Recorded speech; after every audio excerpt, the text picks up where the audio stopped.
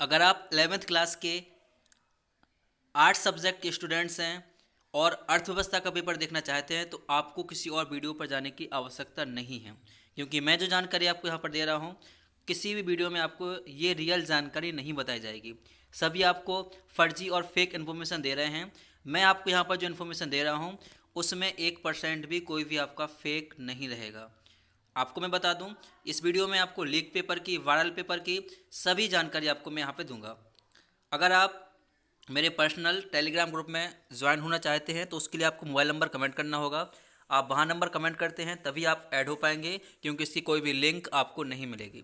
हम बात करते हैं यहाँ पर आपको, तो देखिए बोर्ड की तरफ से इस वर्ष बहुत ही सख्ती की गई है और ये प्रावधान किया गया है कि अगर कोई भी व्यक्ति किसी भी पेपर को लीक करता है या उसमें संदिग्ध पाया जाता है या कोई छात्र के पास इस प्रकार की जानकारी मिलती है तो छात्र की तो परीक्षा रद्द कर दी जाएगी, आगे वो पेपर भी नहीं दे पाएगा।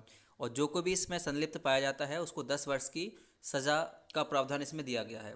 तो ये आप ध्यान करके कर लेना कि पेपर जो आपका आ रहा है, आपने देखा होगा इससे पहले आपका जो फर्स्ट पेपर हुआ है बिल्कुल ईजी पेपर हुआ है। गवर्नमेंट इस टाइम पर बिल्कुल ईजी पेपर आपको दे रही है, तो पेपर के लिए तो आप किसी लीक पेपर के भरोसे मत रहिएगा।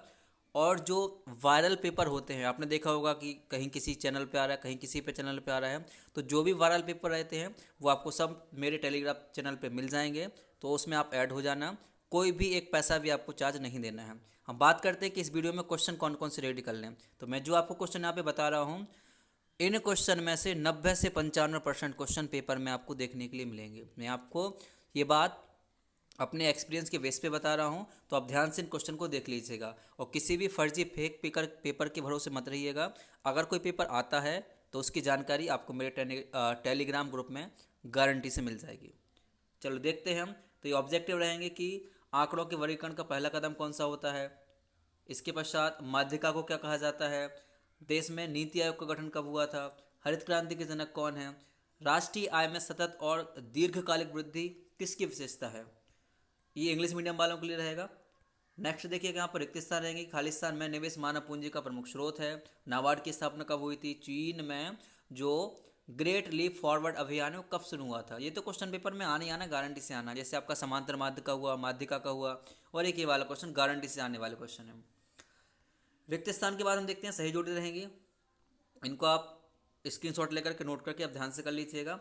और हम बात करते हैं क्वेश्चन आंसर की। आपके एक शब्द या वाक्य में रहेंगे कि फिशर का आदर्श निर्देशांक का सूत्र क्या है, कृषि क्रियाएं क्या है, मनरेगा अधिनियम क्या है, काटो जलाओ किससे संबंधित है। ये बाकी क्वेश्चन हैं।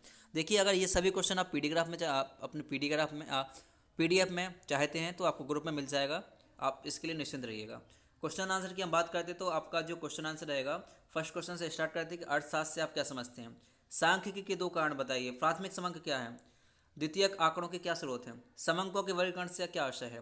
बारंबारता वितरण क्या है। इन क्वेश्चन को आप नोट कर लीजिएगा अपनी परीक्षा अध्ययन या फिर जो फेयर कॉपी आपकी कोचिंग की रहेगी उससे आप इसको याद कर लीजिएगा।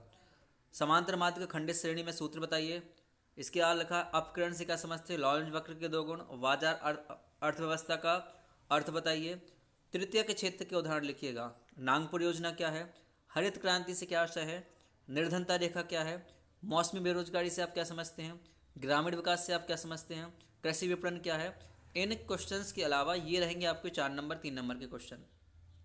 प्रमाप विचलन क्या है, इसके दोष बताइए। प्राथमिक और द्वितीयक समांक में अंतर बताना है। आधारित संरचना किससे कहते हैं, महत्व बताइए। 1958 के पहले चीन के ग्रेट लीप फॉरवर्ड अभियान की आपको स्थापना मतलब व्याख्या बतानी है। भारतीय अर्थव्यवस्था की 3 विशेषताएं बतानी है। एक माध्यिका निकालने के लिए आएगा। इसके पश्चात सहसंबंध की आपको विशेषताएं देख लेना है।